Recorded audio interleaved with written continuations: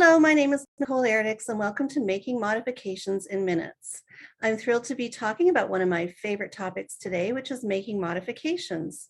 I've been in the field of inclusive education for close to 30 years now, and I began my career as a general education teacher in a fully inclusive classroom. Most recently, I've been consulting, training teachers and parents, speaking and writing about the topic of inclusion. My goal is to equip all educators, including gen ed teachers, paraeducators, and other learning specialists with the knowledge and skills that they need in order to modify curriculum for students with intellectual disabilities. And you may be asking why it's important for all educators to know how to modify curriculum. Well, that's because when educators do not know how to adapt academic content, more restrictive educational placements can result due to incorrect assumptions that students must be placed in special education classrooms to receive their specialized services. So essentially, modifications, when they're being made by all educators in the building, they open doors for all of our students and provide them with equal opportunities to learn and grow alongside their same age peers. Take, for example, my friend Jesse. Now, Jesse was in third grade when his mom came to me and said that Jesse was in his classroom most of the day, but there were certain points of the day when he had to leave, and he would go to his special ed classroom and do certain subjects like math, ELA, and spelling. And he really wanted to spend more time in his gen ed classroom with his friends and thought that he would want to try spelling. He would like to do spelling alongside his peers. And his mom said, well, how can we do that? That Jesse does not, he's not working at the level of his same age peers in spelling. And he is working on words that are a lot different than the ones that the grade 3 students are getting. And I said, well, let's not look at what he can't spell. Let's start with what he can. So together we had a look at the class spelling list. And we saw words such as important, demonstrate, something, that were, yes, large words. However, within those large words, there were smaller words such as and, on, and in. And those were words that Jesse could spell, or at least could learn to spell at that point.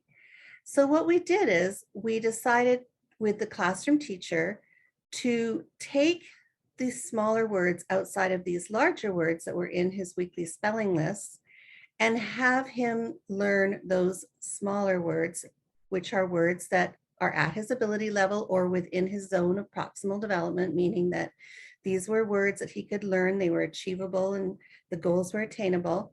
And those became his spelling words for the week. So during spelling time, when the class was ready to do their spelling test, Jesse would be there as well, and the teacher would read out the class list of words, which also included Jesse's words embedded within the spelling list that the other students were getting. So that's an example of how modifications can provide more inclusive opportunities for students with disabilities. So today's goals are that I want you to really understand, first of all, the purpose of modifying curriculum. I gave you a brief overview right now of why we need to be educating or, at least knowing how to modify curriculum in order to educate all of our students. And for some of you, this might be a review, and for some of you, it might not be, but it's good to cover the foundation as to why we are modifying curriculum. The second goal is to learn the steps to modifying curriculum. And I want to give you the steps that are practical and easy to implement. I feel that when we have too much on our plate, obviously, it makes it less likely that we're going to want to go through, a large list of steps. So I've simplified it down into several key initiatives to take in order to modify curriculum. And the third goal is to give you numerous strategies for making modifications. So to build your toolbox and so that you can pull out strategies for making modifications when you need to. So let's have a look then at what curriculum modifications are.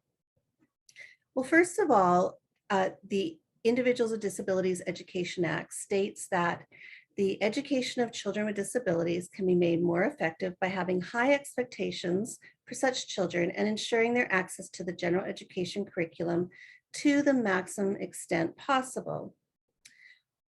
One of the reasons we do that, of course, is that we cannot predict what another person will be able to learn in the future. So as educators, it's not our job to set learning goals that have an end in sight. We don't necessarily know what our students are going to be capable of when they are in high school or in beyond, or even elementary school, for example. And that means that we give our students the supports that they need in order to learn. Now, for some students, they might receive more supports than other students, but that's because they're getting what they need. So their education is not necessarily exactly the same as their peers, but they're getting an education that is appropriate to them, thereby having an equitable opportunity for education. So modifications help or are part of that system of support. Modifications provide students with access to learning that is suitable and appropriate to them, but still they have the opportunity to learn what their peers are learning. Now, in order to provide or those support systems that I just talked about, include other strategies other than modifications, and you've probably heard of these strategies. The first one being universal design for learning, where teachers provide students in their class and different lessons that can reach and teach a variety of learners in their classroom. So this method is a very common type support system that teachers use that will help reach the majority of students in the classroom with lesson plans that they've created and that there are no modifications made to. The next strategy that teachers use when working with students to help support them is small group intervention. And that's basically taking students grouped according to their needs, and they are taught in small groups and given explicit instruction so that they can build their individual skills and knowledge. And of course, this can take place in and out of the classroom. So for those students, they are requiring a little bit extra support, a little bit more time with the curriculum, but are not receiving modifications as of yet.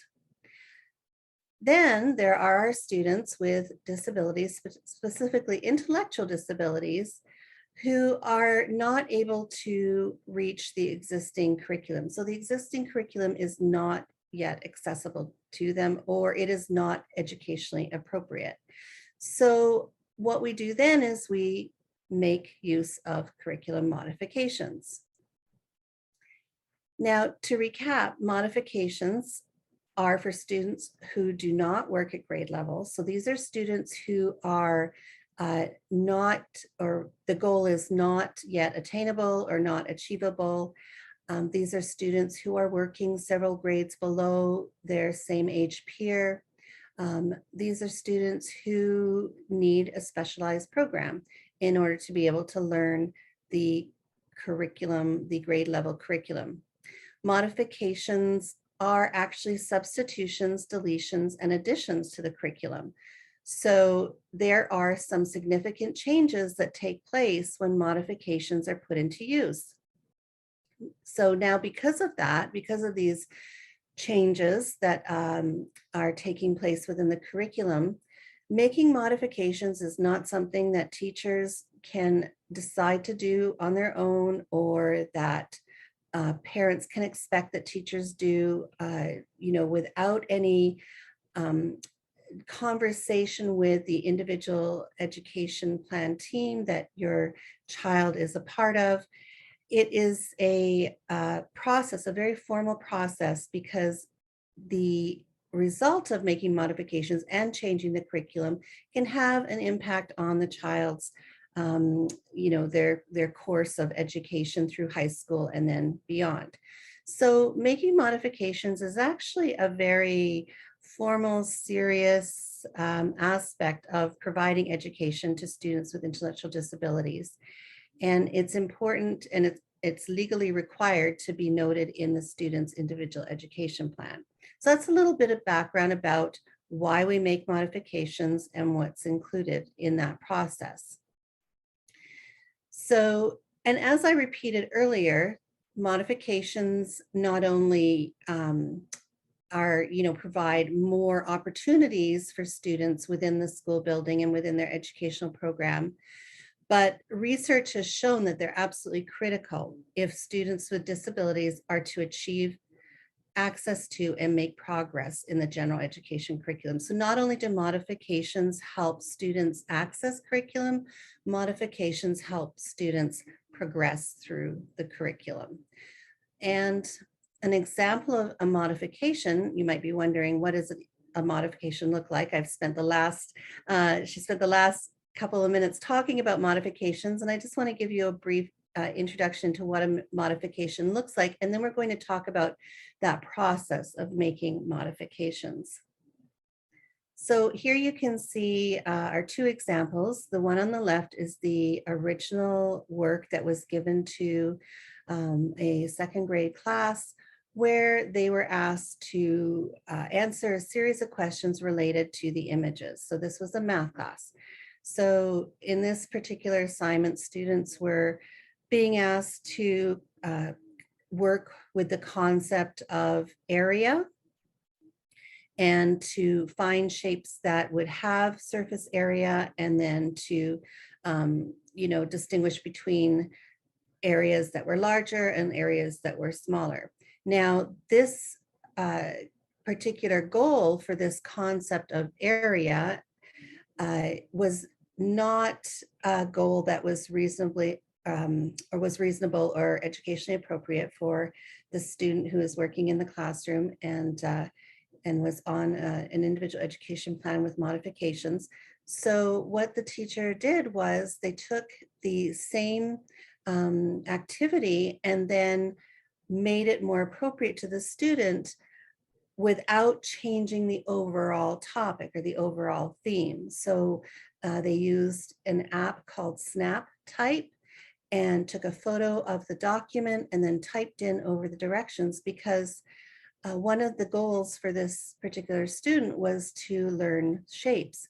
So this teacher filled in the directions, or wrote over the directions, asking the child to find certain shapes on the paper.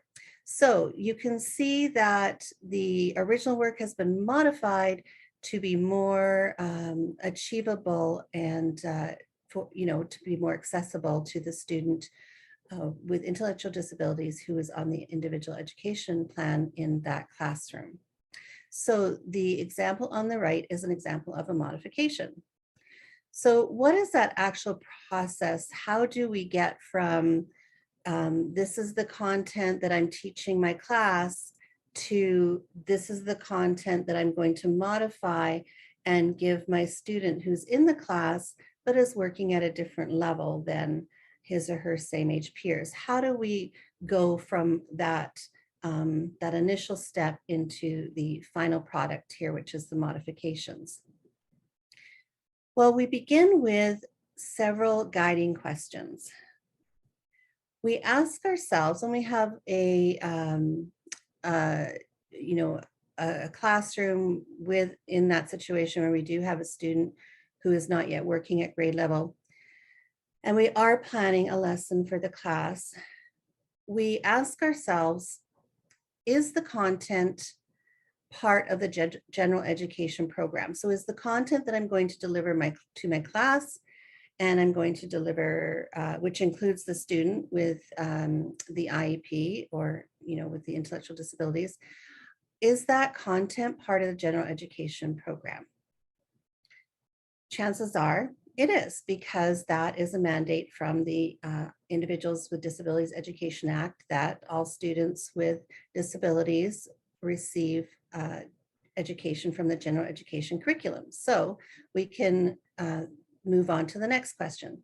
So the next question is, what is the topic of the lesson?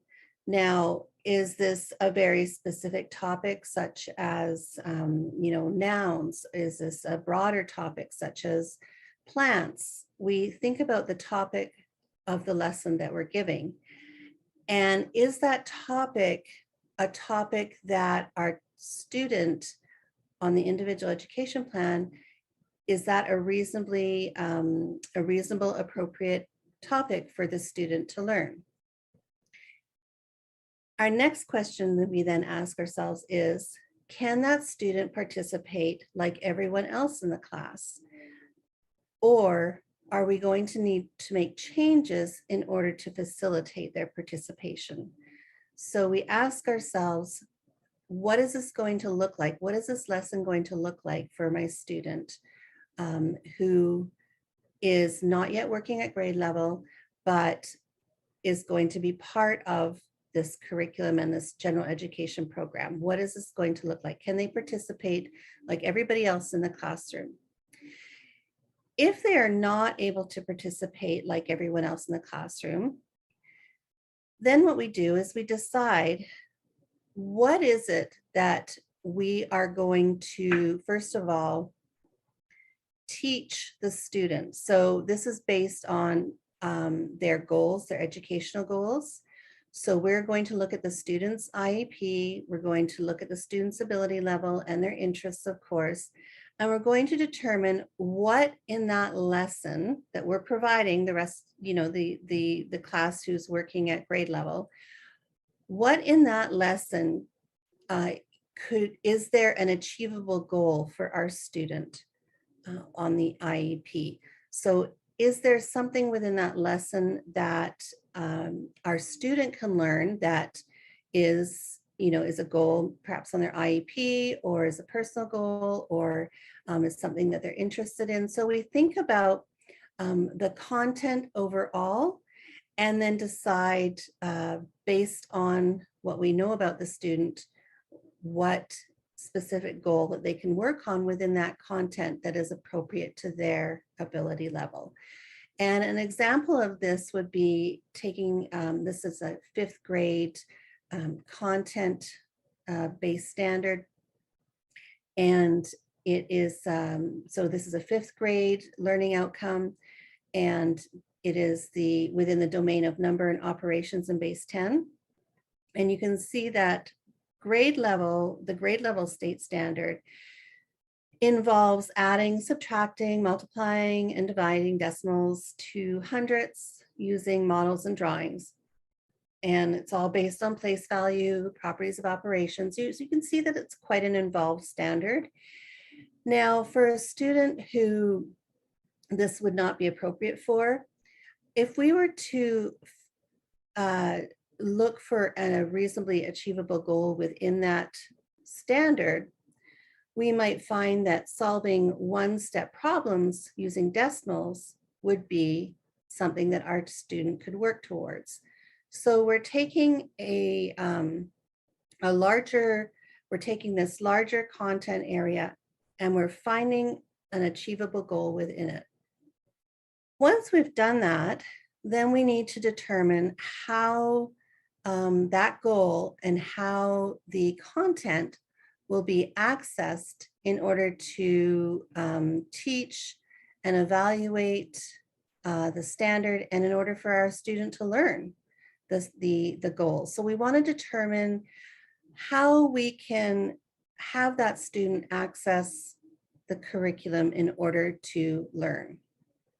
There are 4 main ways that we can work with content in order to make changes to it that are achievable and accessible for our student. They are alter conceptual difficulty, change the depth and breadth of content, change the educational goals of the content, and or change the instructional method. Now, each of these four ways of changing content can happen independently of one another, or you can be using several of them combined together to make those changes that are needed. I'm going to go through each of one of them just to give you a better understanding of what those changes look like. So for the first one, student or teachers can make changes to the content by altering the conceptual difficulty. So for example, let's just say we've got an assignment. Oh, and here's the example here. I'll show you rather than speak about it. So for example, we have an assignment here on the left, and this is just a very, very basic, early elementary, preschool, kindergarten type assignment.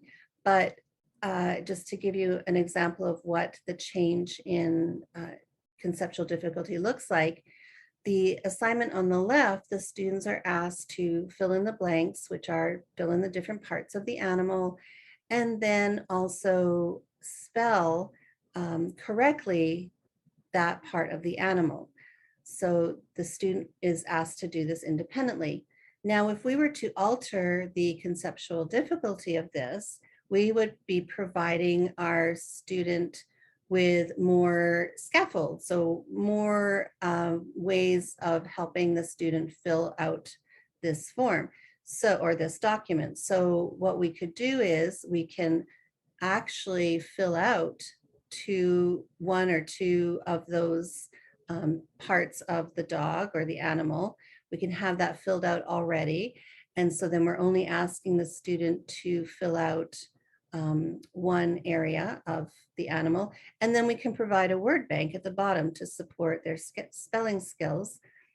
So the student then only has to identify one part of the dog and then has the support of the word bank in order to spell. So that is actually a modification and an accommodation, but primarily this is significantly altering, the changes that we've made here have significantly altered the original assignment. So that is an example of, and you'll hear some educators call it a tiered assignment, where the assignment is presented at different levels or tiers. So this is also considered a tiered assignment. The second way of making changes to our to content is to alter the educational goals of the content or the curriculum. And what that means is to change the learning outcomes of the lesson. So I will show you what that looks like. Here is a second grade multiplication assignment. And you can see that the students are working on multiplying single digit numbers. For the student in the classroom who is not yet working at this grade,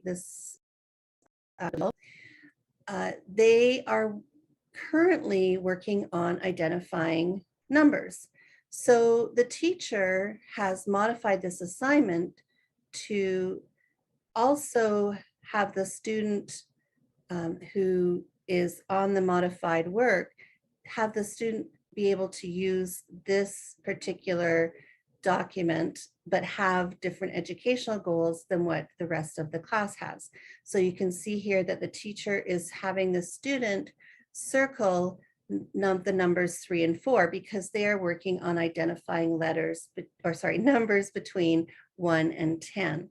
So the student has gone through and chosen all the number 3s and all the number 4s and written them below. The teacher could have asked the student to identify the number 1 or the number 2 or 6, but in this particular instance, it was the numbers 3 and 4. So here is an example of work of content that is similar to what the students who are working at grade level have, but the educational goals have been altered and changed. The next example of how to modify content is to alter the depth and or breadth of the content. So that means we are going to actually change the rigor of the lesson. So we're going to maybe not so much focus on one particular thing. We might be looking at the broader topic overall. So this would be something that we might use in science or social studies, or getting into the higher levels of English language arts and math, where the goals of the class are very specific and fine-tuned, and they're not necessarily and not appropriate for, or not appropriate for, the student who is on the IEP.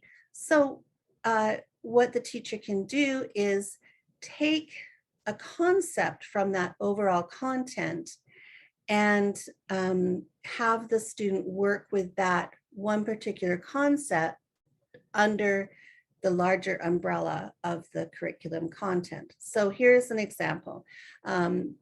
This would be, this was in a grade 7, I think it was grade 7 classroom, where the teacher was giving a science lesson, and the topic was on plant cells, and the students were being asked to identify parts of the plant cell. So there were some very specific lessons that were being given the students on parts of a plant cell and different parts of the plant. And so for the student who was not yet working at that level, the teacher had the student grow some plants from seeds and observe that growth and take care of the plants. So in doing that and in providing that activity, the student could still participate in the broader lessons of plants, but again, learn something, learn a topic, learn a skill that is more suitable for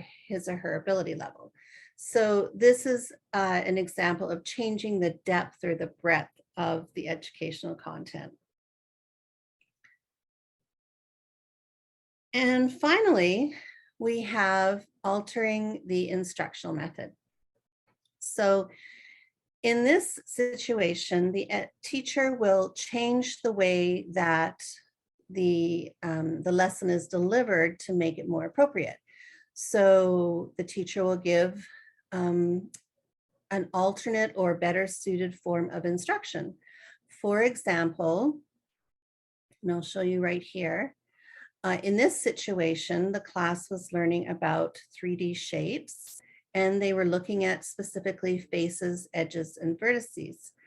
Now, for our student who was on their IEP, or a student with intellectual disabilities, learning about faces and edges and vertices were not an appropriate goal at the time. So in fact, in their IEP, the student was working on recognizing shapes, 3D shapes.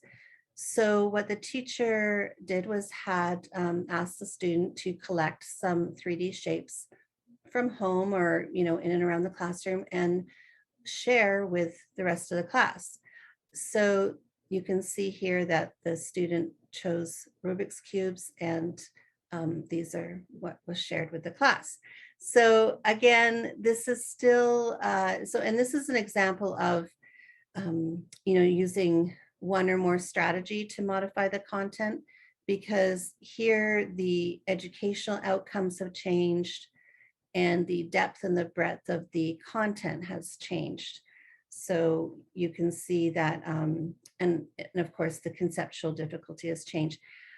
But what's happened here too is that most importantly, the instructional method has changed, because the teacher has noticed that when planning that this was not going to be appropriate for their student. It was more appropriate for the student to actually get real concrete objects and to be able to work with those objects and to be able to share those objects and talk about them, as opposed to doing a worksheet. Okay, so now that you know different ways that we can provide students with access to curriculum. So, you know, and I hear this a lot, especially in the higher grades when, you know, a high school teacher or maybe an upper elementary school teacher will have concerns that the content that they're teaching is not appropriate for a student with intellectual disabilities. However, if we think about what I said at the beginning of the presentation, we're not going to look at what the student can't do within the curriculum and the content. We're going to look at what the student can do.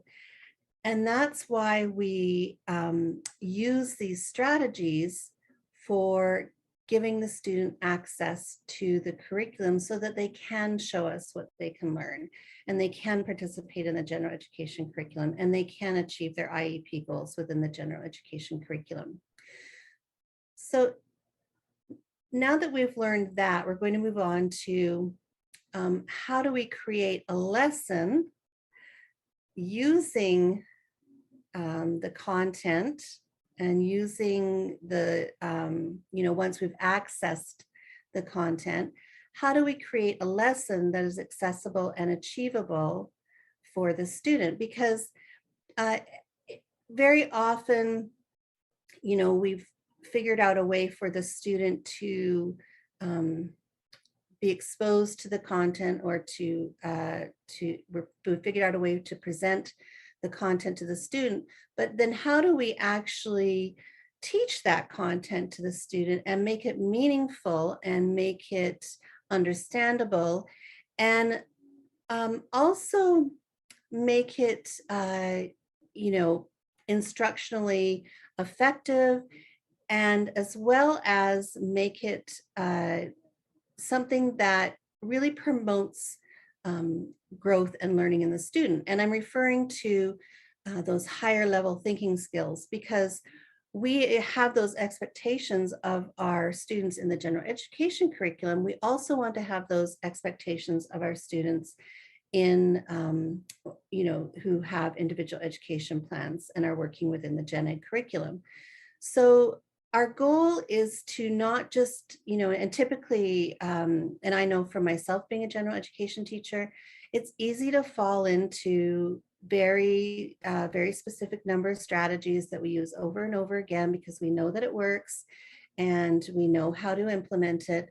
But sometimes those strategies are not as effective or maybe don't we use them once or twice, but maybe we need to use different strategies in order to promote that growth and learning of the content. So what we're doing then essentially is we are trying to develop our students' higher level thinking skills in order to, you know, retain the content, so to speak.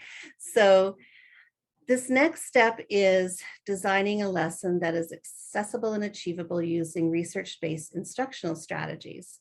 And as I just mentioned, or gave you an example, there are instructional strategies that are very they require basic level thinking skills, like just remembering information and, you know, kind of like the immediate retrieval of information, like yes or no questions. So here you can see in this modification that the teacher has taken a vocabulary review from a grade 8 science textbook and has modified it into statements with yes or asking the question yes or no. Now, this does have its place. I'm not saying that yes or no questions are not ever to be used. They do have their place, but what I want to expose you to is to other strategies and other ways of modifying that content that can be that can create a little bit more of a challenge for the student and that they can achieve. So in order to do that, I start with looking at Marzano's taxonomy. Now, I know that you are probably all familiar with Bloom's taxonomy. And this is a newer version of a taxonomy and it was created by Robert Marzano. and his colleague. And what it does is it's much like Bloom's taxonomy. It just has a few different uh, or I shouldn't say concepts, but there's a couple different dimensions added to this taxonomy.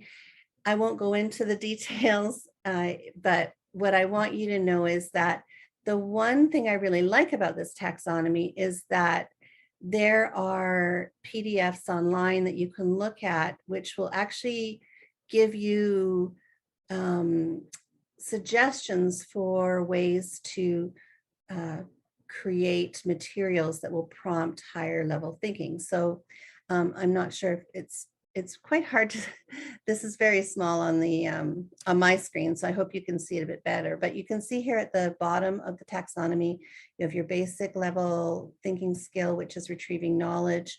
And the verbs down here are select, true or false. These are just the very kind of basic instruction that you can give students in order to have them activate their knowledge retrieval. If we move up the chart, you can see that the thinking skills require a little bit more, there's a little bit more required of the students' thinking skills, because we then move into comprehension and then up into analyzing knowledge, and then of course, using it. So what I do is like I said, I look at where my students at, and I think about what kinds of opportunities can I give them that go beyond just the basics, the basic knowledge retrieval in a lesson. And one of the reasons why, and I just want to kind of branch off for a minute, and one of the reasons we do this, why we teach all students higher level thinking skills, is because, and I love this quote, it's, we have to remember that our mind, once we learn something new, will never be the same again. So, and in this quote, one's mind, once stretched by a new idea, never regains its original dimensions. So, and as our goal as educators is to broaden our students' knowledge, and by providing them with a way to do that is absolutely essential. So I'm just going to go back then to this modification here. And I want to, and actually I have a series of modifications that I'd like to show you now. And I want to point out the original work and then the modified work. And then we're going to look at the instructional strategy that was used to create the modified work. So in this example, you can see that it was for an ELA class. This class was reading a novel called Stone Fox, and they were working on the traditional question and answer setup of, that we typically see, where you read the chapter and then you answer some comprehension questions. Well, for the student who was on the modified program, this was not an educationally appropriate goal. So the teacher had looked at the vocabulary in the novel and had the student work with some of the vocabulary, because that would be a more achievable goal for the student and was in line with his IEP. So the teacher then created a matching activity for the student, where they had to match the various vocabulary words. So now matching is not necessarily a higher level thinking activity, but it was an activity that allowed the student to work with the vocabulary in the book. And this might, this matching activity would be maybe given once or twice throughout the entire book. It wasn't something that was done with every single lesson, but this is a way to modify this situation, this lesson, using a matching strategy. In the next example, you can see that the class here was learning about plant cells, and they were learning about the parts of the plant cell, and they were learning through reading and looking at the diagram here on the left in the paper. Now, the modified version of that, which was more suitable for the student on the modified program, looked like the example, well, was the example on the right. And that is, you can see that the instructional method has changed. So it's now gone from paper to actual physical activity that the student could work with. And the student was naming and labeling. So they did a bit of matching with, you can see that the shapes. So what happened was there was, the teacher had the original, diagram, the original activity, and created 2 copies of that and cut out 1 copy so that the student could match the parts, like the actual parts of the cell with their shape and what they look like. And then the second part of this activity was to label it. So then the student had to actually choose the correct name of the cell and put the label on the activity. So there are a few different modifications happening in this, but as you can see, a very effective way of giving information like this. In fact, honestly, I think there would be probably most of the class would enjoy something like this, and would be something that that would be more educationally appropriate for more than just a student with an individual education plan. But I really like this activity because it really took the lesson off the paper and made it more accessible and achievable for the student. The next example I'm going to give you is, once again, one of those text-heavy activities that we see, as students get older. And the class is learning about the ancient pyramids of Egypt. And the topics, or the concepts within this topic were not yet within range of the student with the IEP. It wasn't within range of their ability level. So what the teacher had done was modified this work to, what she did was she changed the depth and the breadth of this work, and had the student do a web on things that they knew about Egypt, or concepts that they knew were related to Egypt, and using their prior knowledge, using new knowledge that they had learned in the classroom, and they created this web online using just PowerPoint, actually, which was quite simple. So it was kind of like a drag and drop activity where we had the photos available for the student to just pull over and drop in on their activity. So that's another example of making a modification. And I have a few more here for you. In this situation, we have a 5th grade class. They were working on parts of the human body, in particular the skeleton. And if you remember back to your 5th and 6th grade days when you were learning about the skeleton, we had to know almost every single bone in the body. We would be tested on that. However, in this situation, this modified activity, the student was being asked to learn a couple of parts, a couple of bones in the body, as well as label them. So this is similar to the plant activity. However, this is done online. This was done through a program called Sporcle, which is SPORCLE, sporcle.com. And the teacher created this modified activity through that. Here is actually a third way of doing something similar to this, and this is actually back to taking this off the page. And this was when the teacher had the student provide definitions and functions of the bones of the body.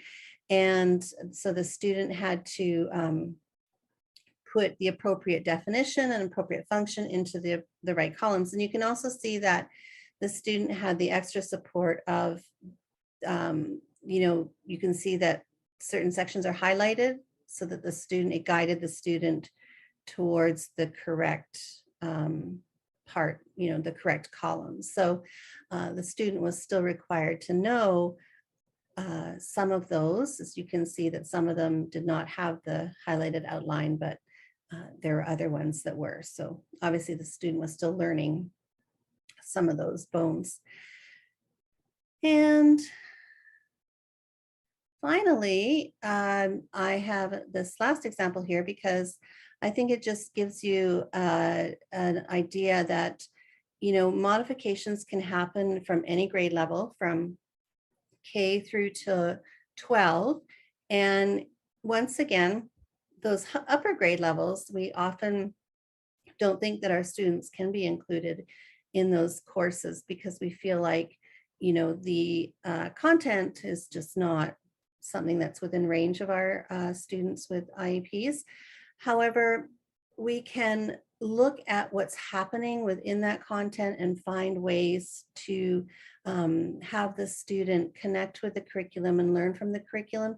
So in this situation, this class was reading Romeo and Juliet, and the student on the modified program was using several resources, was using an adapted version of the story Romeo and Juliet. And I have a website for you to check out if you wanted to find that book in particular, and as well as dozens and dozens of other adaptive books. And so the student was using the adaptive version, and then the teacher had the student write a sentence about a scene that was happening in one of the chapters. So that is the modified version on the right. And that kind of gives you an overview of different ways to make those modifications. And I actually, I said I was going to sort of point out those strategies that were being used, but I didn't get around to that. My apologies. But as you are watching this, or if you go back and watch the recording of this, you can actually, as you're looking at these different modifications, you can you'll be able to see, what skills are being asked, what strategies are we using in order to have our students learn the material. So I'm going to actually now move on and give you some resources for making those modifications, because I really feel like it's important not to just tell you how to do this, but also to give you the resources in order to do this and help make the experience even more successful. So here's some resources that I'd like to share with you. The first one, oh, it looks like it got cut off a bit, but the first one on this slide here, there's two different sites that you can go to for resources to help you make modifications. The first site is called scaffoldedmath.com. And this is a great website that helps teachers break down math steps and math problems. And has lots of freebies on the site, as well as a paid version, but you can, access materials. But it really kind of breaks apart those complicated steps in the higher, especially at the higher math levels. And so that's a great resource for you. The other one on the right is a place where you can get graphic organizers, because sometimes, quite often, we can take the content that we're giving our students and deliver it in a way that makes better sense in, say, a visual or a diagram, or in a way that a student can organize their understanding. And we can use graphic organizers to facilitate that process. And this place here, eduplace.com/graphic organizer, that's where you can get free graphic organizers to download for your students. The next resources I have here for you are, the one on the left here is a resource, one of many that is put out by this company, paraeducate.com. And there are several books that are put out by this company that take middle school, high school level content and modify the actual coursework. So the course has been modified. So you see, quite a few lessons and strategies within this resource. The one on the right, litcharts.com, this is actually something that you can use once again with upper level grades where, or even middle school grades where they're reading, we're looking at literature, and this site actually breaks down the literature into, into really simplified ways of understanding what's happening in the story, the plot, the characters, et cetera, et cetera. So this is a very helpful site if you're thinking about modifying a novel for your student. We also have austinandlily.com. This company here, or this website here, has numerous books, modified books on various topics that are suitable for students at different ages. The resource on the right, Gizmos. This is a website where you can help students visualize math, which is kind of neat. I mean, this, if you're looking at changing the instructional method of your lesson, this would be one of the ways that you could do that is by going to this site, and it helps the student actually see what the math problem or the math concept looks like. So I really like that one. And I'm just coming up on the last few slides here that I'd like to share with you. You can also go to this live binder that I've created of modified content, or actually this isn't a live binder, this is a Google Drive. The live binder is in this Google Drive, but here in this in this link is there's folders with different resources related to modified content and related to just inclusion as well, and different ways for facilitating that. And then finally, this is the live binder that I was talking about, and you'll find it within that Google Drive on the previous slide, is a collection of modified lessons. So lessons that have already been modified by myself and other teachers who have contributed to the live binder. You can just go in there, look under a subject, and you'll see some examples of modified work. And then if you're looking for strategies, like just more ways to modify the work other than just, the yes or no, or the write a sentence, or, match words, you can look at Inclusion in Action, which is a book that I wrote several years ago that has over 40 different strategies for modifying content. And those strategies are a range of strategies based on Marzano's taxonomy. So those strategies are, you've got your basic level strategies and then your higher level thinking strategies. So a wide variety there.